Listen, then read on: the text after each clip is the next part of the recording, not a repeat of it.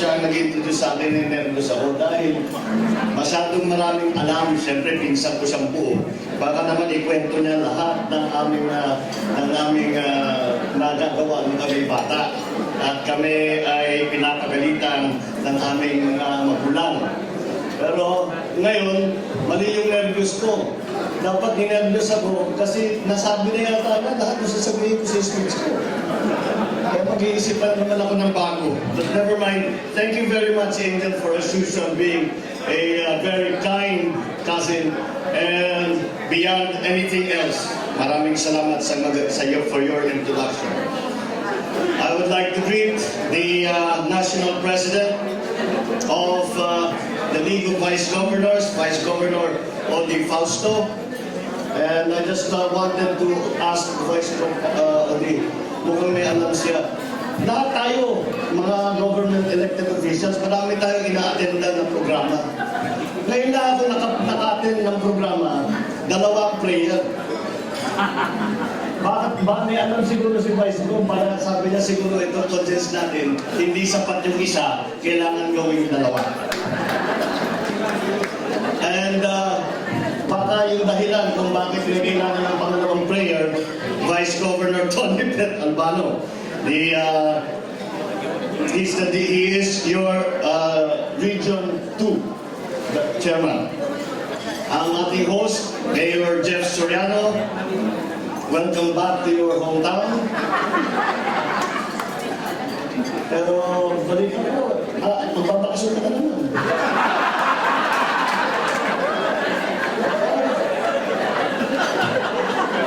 Parang hindi ka nakakatayak kung gusto na mag-mayor o hindi.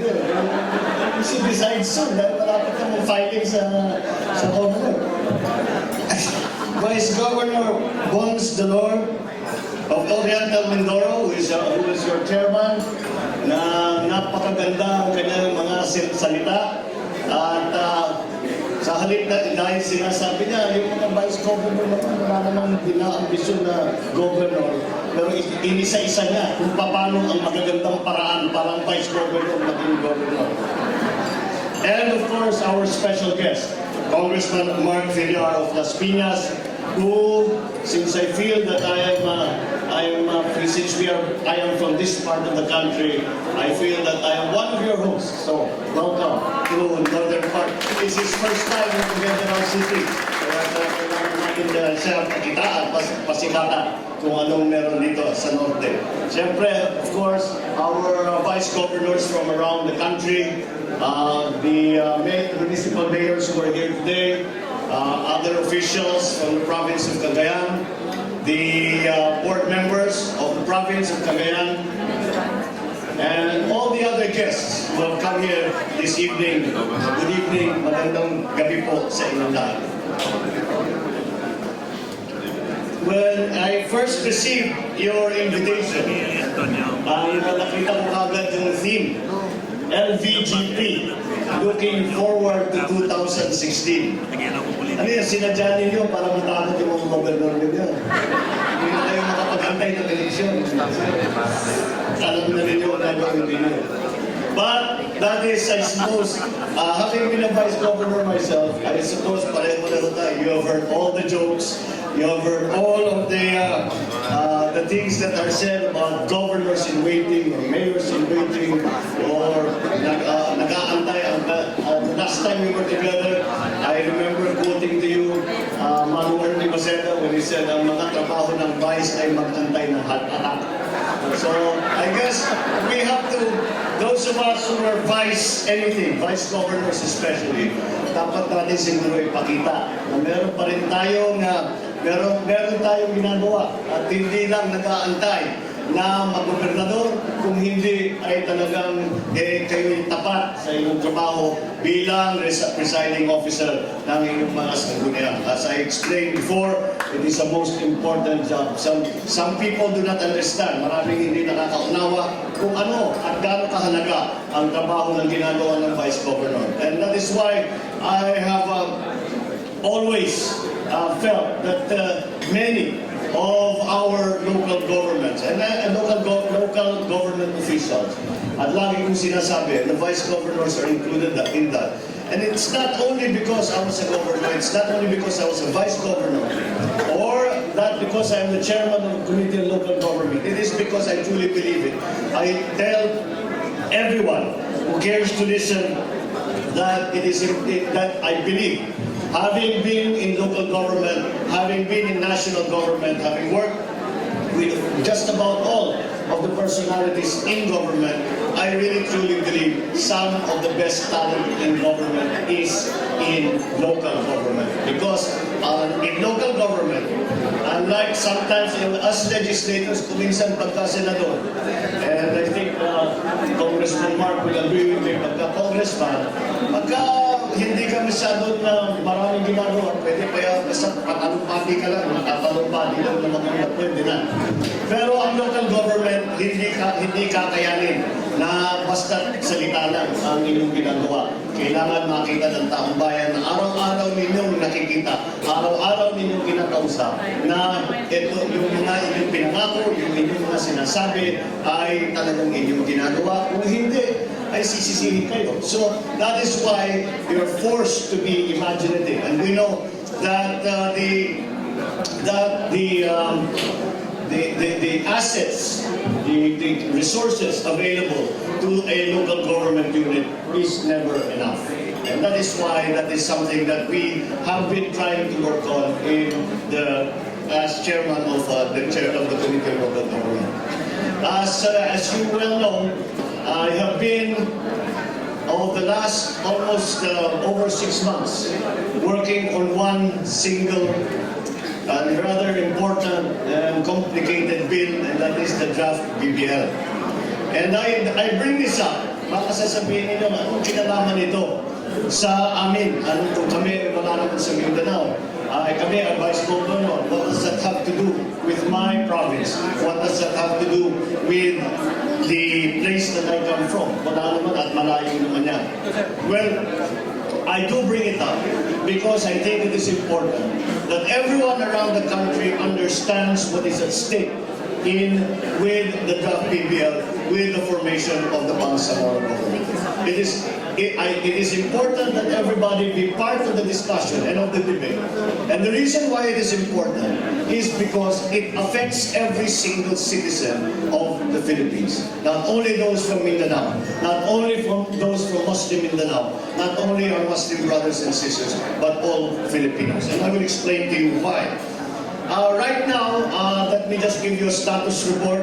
Dahil marami tayong naririnig, marami ako nababasa ng mga report sa mga pahayagan sa television at naririnig sa nakikita sa napapanood sa television na ito'y natigil na, hinaharang, dinidelay, etc. etc.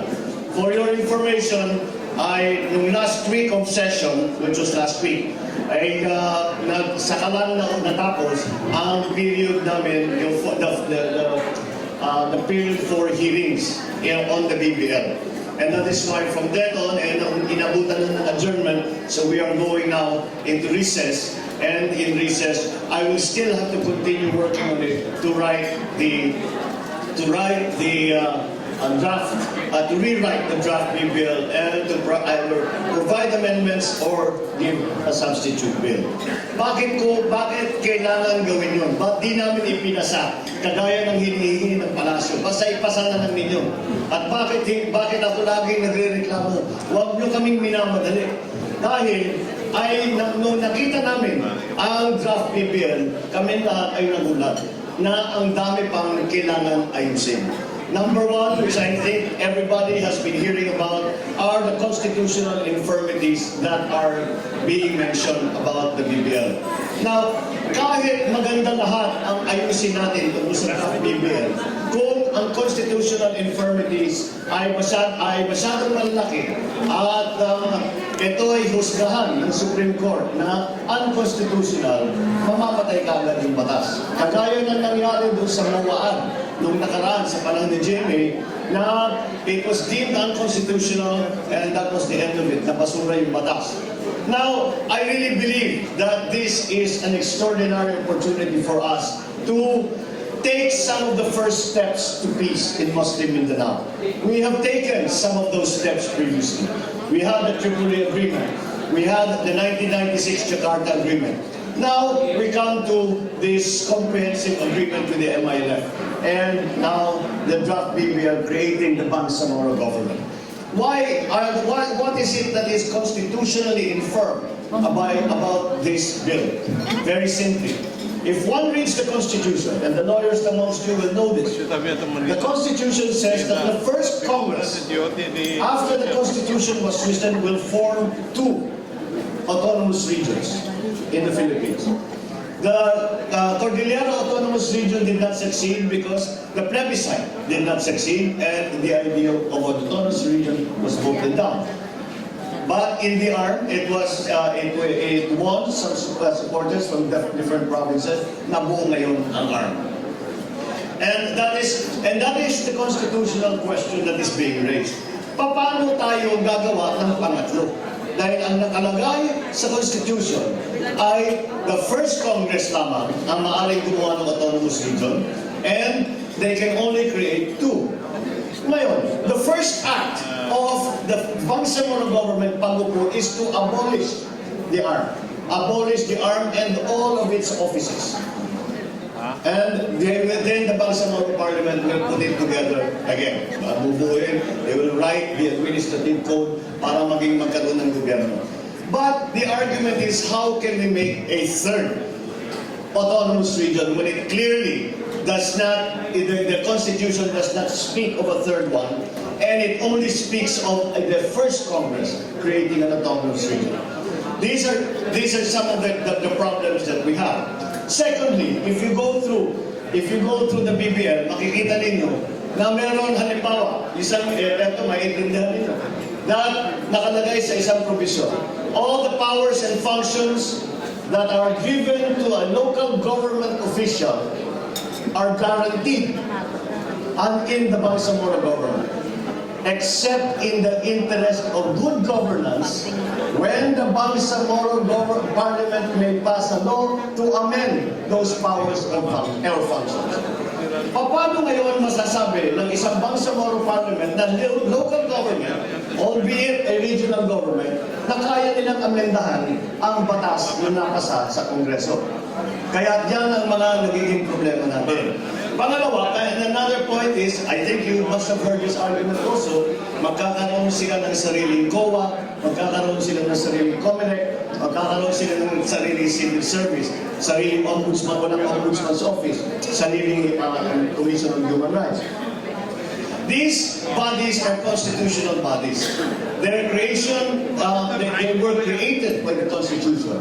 Therefore, you cannot diminish their powers by saying hanggang you cannot apply, you do not have jurisdiction over a certain part of the country. Dahil nakalagay dyan sa Constitution, lahat ng auditing will be done by COA, lahat ng election will be done by COMELEC, and lahat ng bureaucracy ay kasama sa CSC.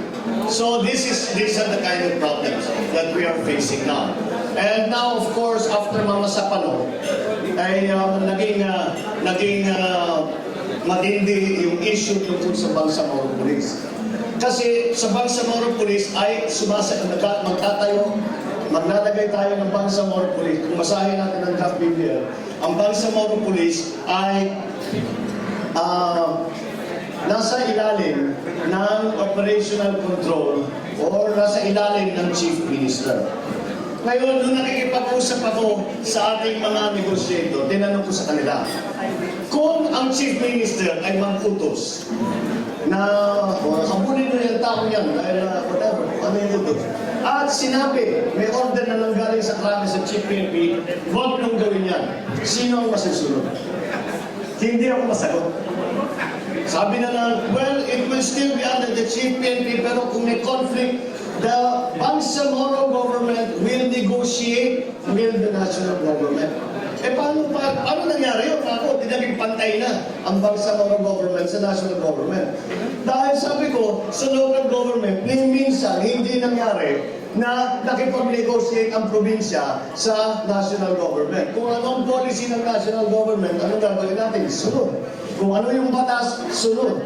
hindi tayo nakikipag-negotiate sa Bangsamoro government, sa national government. Kaya kailangan natin liwanagin ng mabuti yan. There are many areas where the functions, if they collide or if they are not harmonized, magkakaroon ng problema, sasabihin na we will negotiate. In fact, they have set up within the law, specifically for that function, an intergovernmental committee na will resolve all these issues. And I said, how can you say that this is not a state within a state? That you are a territory apart from the Philippines when you are dealing with the Philippines on an equal basis. And these are very serious constitutional questions. There are many functions also that are given to the Bangsamoro government that are not given to any LGUs. And again, and of course, what will be of particular interest to the LGUs will be the share in the national wealth. I do not know if you have read the Bangsamoro Basic Law, but in the Bangsamoro Basic Law, all taxes collected in Bangsamoro will remain in Bangsamoro. Whereas tayo, 60% sa national government, ang Bangsamoro 100% kanila. Ang kanilang share of the national wealth, mining, tayo 30%, sila nasa 70-75%. Paano nangyari yan? At bukod pa doon, ang sinasabi, and this is another thing that should be of interest to other LGUs, the so-called block grant. Because nagbibigay tayo sa ARM ng this year, 24.3 billion ang budget ng ARM. Yan ang in-appropriate ng Kongreso. So, ang mangyayari ay iti-take over ng Bangsamoro government yung budget ng ARM. So, magkakaroon sila more or less 24-25 billion, more or less. Bukod pa ron, yung ira ng mga local governments ay kinukolekta pa rin. Above that will be the so-called block grants, which are in the amount of about 35 to 36 billion every year. So, ang tanong dyan, where will they, saan gagaling yung pondo yan? Eh di sa inyo, di sa ibang local government, dahil hindi manggagaling sa Bangsamoro government. Lahat yan. That is 75 billion pesos that used to avail of for local government na hindi na mag-avail. Now, the argument is, and it is a reasonable argument, is that naiwan-iwanan na kasi ang Mindanao. Dahil sa gera, dahil sa mga dahilan, hindi tayo inaalagaan ng Maynila. And it is true. We have allowed Mindanao to fall behind in the development. But if we are to make these very large payments to this new government, siguro naman, ay kailangan din natin tiyakin na ang mga bondong yan ay magagamit sa tama. Because we are doing this because according to the Palace ARM is a failed experiment. That's for argument's sake, tanggapin natin yun. It is a failed experiment. And one of the failures of ARM is that sa laki ng binibigay ng pondo sa national government sa ARM ay hindi nararamdaman ang development ng pangkaraniwan na tao, ng pangkaraniwan na mamamayan. At naiwan lang sa taas kung saan ginamit yung pera, pambili ng mga luxury items, armas, etc. But not for the development. So, if we are going to have a better system, then let us make sure that that doesn't happen again. Dahil, eto nga, yung sa 24 billion, ngayon 70 plus billion ang pinag-uusapan, siguro naman may karapatan. Hindi lamang ang government, hindi lahat ng buong Pilipinas na makatiyak na ito ay gagamitin natin sa tama nang magkaroon tayo ng progreso sa Mindanao. Dahil kung hindi natin gawin yan, hindi natin makakamit yung kapayapaan. And that is why it is important to me. And that is why I have tried, these are just some of the problems that I foresee. And that is why I have made a pledge to our people and to all that I will not allow this to be railroaded in my committee. I will not allow it to be nakabalik sa aking committee. I am making sure that we will have a good version of the Bangsamoro Basic Law that will succeed, that will be fair to our Muslim brothers and sisters, that will actually bring peace. And that is why in our hearings we found out that the OPA during negotiations, ang kausap lang nila ay may left. Hindi nila kinausap ang MNLF, hindi nila kinausap ang sultanates, hindi kinausap ang mga local government units, hindi kinausap ang negosyante, hindi kinausap ang Kristiyano, sila ng OPAP and MNLF. Kaya naman, habang tumatagal, itong mga issue na ito ay lumitaw. Sana kung yung konsultasyon nila was inclusive, then they would have been able to see these issues beforehand, they would have solved it, and it would not be left to us na sinisisi, bilisan na ninyo, bilisan na ninyo. At yung isa pag hindi ko na mamaintindihan ay sinasabi, ipasa na ninyo, huwag ninyong palitan as is, as original. Kung kagaya ng sinasabi ng iba na ako ay anti-BBM, pinasa na ito as is, siguradong talo yan sa Supreme Court. That's the best way to defeat this. We'll just to let it go and let it loose in the Supreme Court. But that's not my function. My function as a legislator is to make sure that any bill that passes by committee or any bill that passes the Senate is constitutional, is legal, is enforceable. And that is why we are making sure that this is what we are doing. Kaya kahit na sa maraming nararamdaman na pati na po anong patikos ko, anong name calling ang ating nakukuha, siguro dahil sa training ko as Vice Governor, bali ko na sa akin. So, I just wanted to give you a report on what is happening in the BPO, to give you an idea. And I encourage everyone, makihamo kayo sa diskusyon. Come and talk to us and be part of the discussion. This affects you too. And the Mindanao problem has always been a national issue. It is not a national problem. It is not a Mindanao issue alone.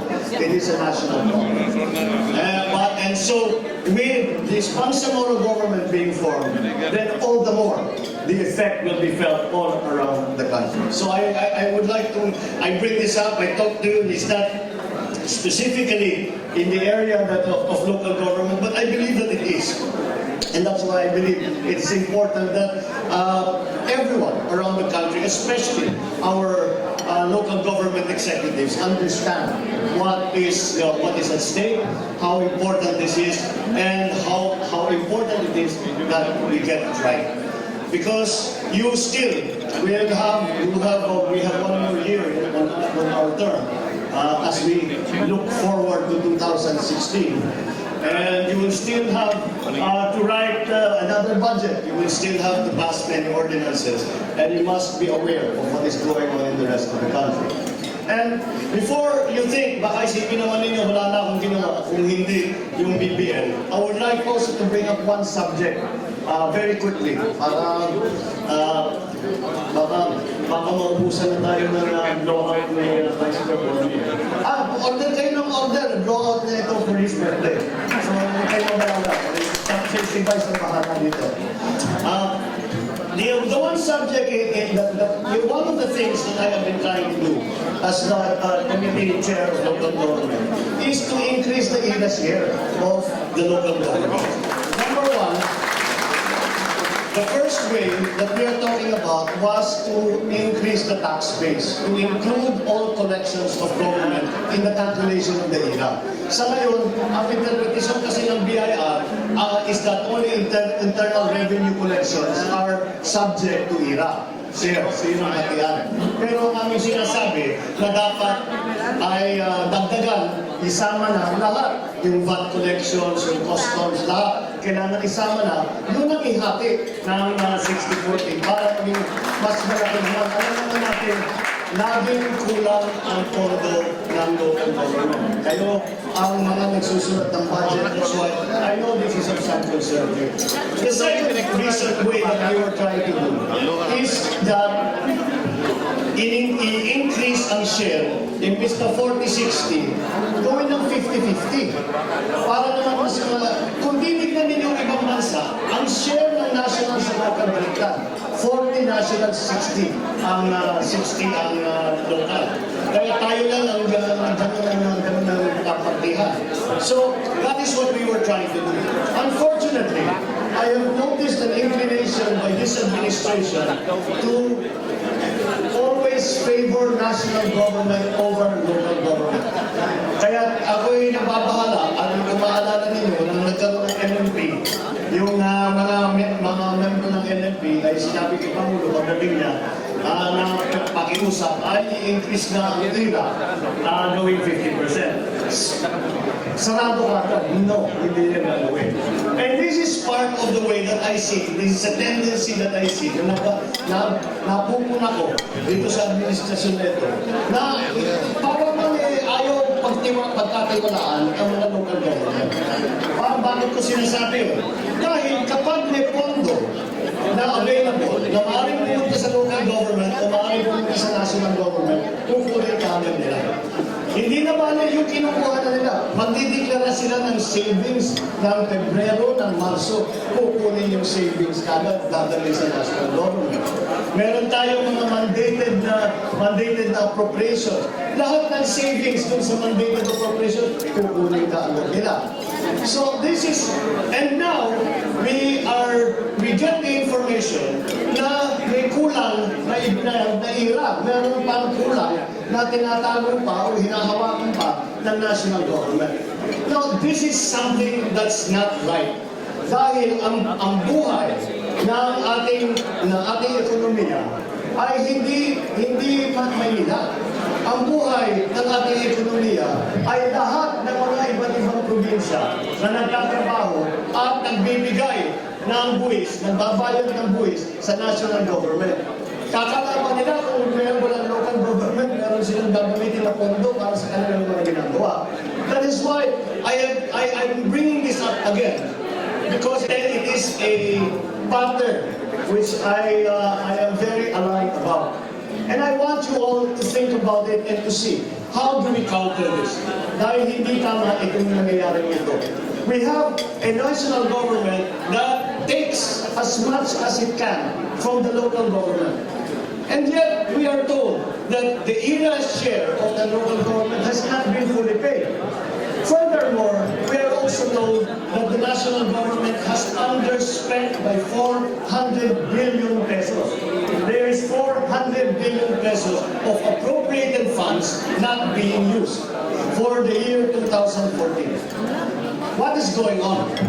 Ito ang reklamo ko. So, kailangan natin pag-isipan ng mabuti ito. At kailangan tignan natin kung anong maaari natin gawin para sa susunod na ilang taon ay matiyak natin na ang local government ay binibigyan ng priority, binibigyan ng atensyon, at binibigyan ng importansya na that it deserves. Because I believe right now, unfortunately, very few of our national leadership has had any experience in local government. They do not understand the role, the very important role that local government plays in the country. But let us work together, and I am sure that this development we can put a stop to, and we can once again bring forward local government and show what local government can do, show the many things that local government can do better than the national government, and in that way play our part in the progress and the growth of the economy of our country. That is what I dream for, that is what I think about the way I do. So with that, maraming salamat.